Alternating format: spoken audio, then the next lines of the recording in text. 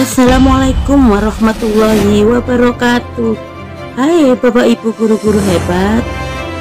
Pada kesempatan ini saya akan melakukan aksi nyata tentang IKM dengan topik mengapa kurikulum berubah.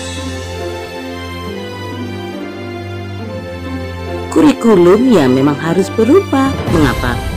Tentu saja untuk menjawab tantangan zaman. Kurikulum tidak dapat dipergunakan dalam satu waktu terus-menerus karena dunia terus berubah. Maka dunia pendidikan sebagai pilar utama dalam membangun dan mendidik generasi muda harus turut berubah pula. Apa sih sebenarnya kurikulum? Kurikulum adalah seperangkat pembelajaran yang digunakan untuk mencapai tujuan pendidikan. Kurikulum merupakan panduan pembelajaran pada satuan pendidikan. Kurikulum sebagai jantungnya pendidikan. Peran kurikulum sebagai pedoman dan acuan dalam pendidikan dan dalam pembelajaran yaitu untuk memandu proses pembelajaran. Adapun komponen kurikulum sebagai berikut: 1.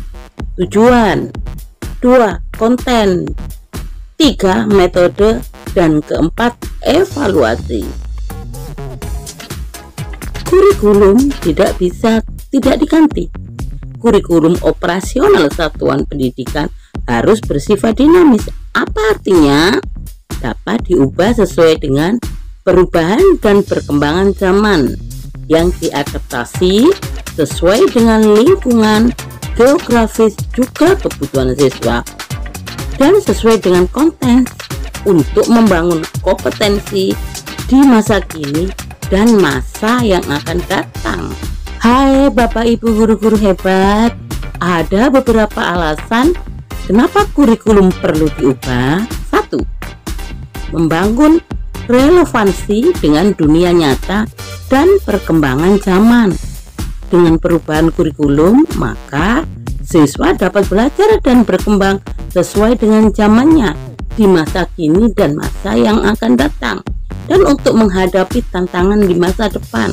Karena generasi sekarang adalah generasi Z, yaitu generasi yang di sekitarnya adalah dunia yang global dan penuh dengan teknologi-teknologi canggih. Alasan yang kedua yaitu mendorong siswa menjadi lebih kreatif dan inovasi. Dengan adanya kurikulum yang berubah dan kurikulum baru, maka membantu siswa untuk berpikir kritis, mencari solusi yang tepat dalam menghadapi sebuah masalah. Alasan yang ketiga adalah mengembangkan keterampilan abad 21 seperti memecahkan masalah, kolaborasi, berpikir kritis, komunikasi, dan literasi digital. Adapun alasan yang keempat adalah memperkuat nilai-nilai moral dan etika.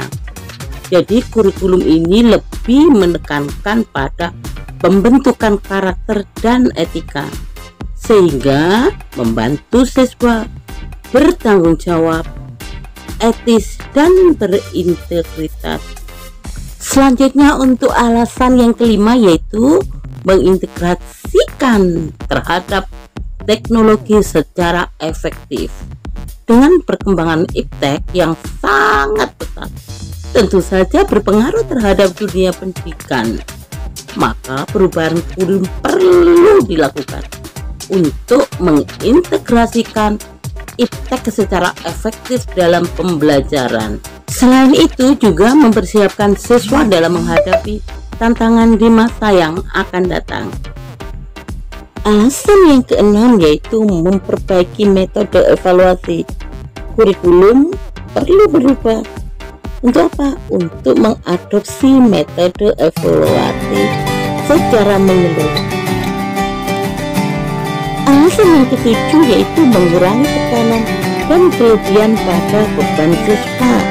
Nah, ini pelajaran-pelajaran yang sesuai dengan bakat dan minat siswa, tentunya pelajaran akan menyenangkan, asik, dan tentu saja siswa akan dengan senang hati melakukannya. Nah, jika pelajaran itu tidak disenangi, tentu saja akan menjadi beban bagi siswa. Nah, Bapak Ibu, dari penjelasan tadi jelaslah bahwa kurikulum itu perlu berubah dan berubah. Nah, kenapa? Kurikulum yang baik adalah kurikulum yang berubah sesuai dengan zamannya dan terus dikembangkan. Kenapa? Karena kita harus mengadaptasi sesuai dengan konten dan karakter siswa demi membangun kompetensinya yang sesuai dengan kebutuhan siswa itu, kebutuhan di masa kini dan masa yang akan datang demi masa depan siswa tersebut. Nah, jadi dengan begitu siswa akan dengan senang hati menjalankan pembelajaran dengan sebaik-baiknya. Nah, saya akhiri saja materi kita hari ini. Wassalamualaikum warahmatullahi wabarakatuh.